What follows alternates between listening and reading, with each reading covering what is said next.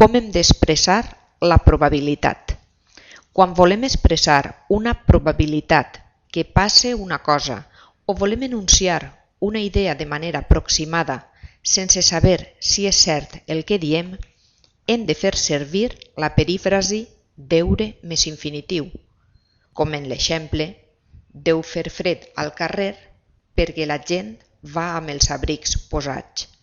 No obstant, la probabilitat es pot expressar també amb altres construccions, com és possible que, és probable que, o amb els adverbis i les locucions de dubte, possiblement, probablement, tal volta, tal vegada i el verb en indicatiu.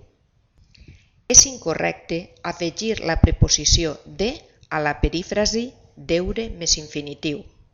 Per altra part, també hem d'anar amb compte amb l'ús del futur i del condicional, perquè només podem utilitzar-los amb valor de probabilitat si s'expressen en un context de passat i bàsicament amb els verbs ser, estar o tindre, com en l'exemple següent.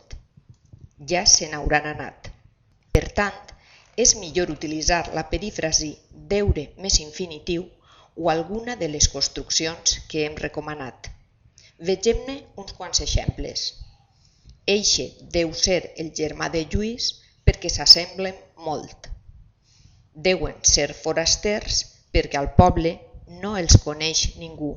Probablement són les 3 perquè la gent se n'ha anat a dinar.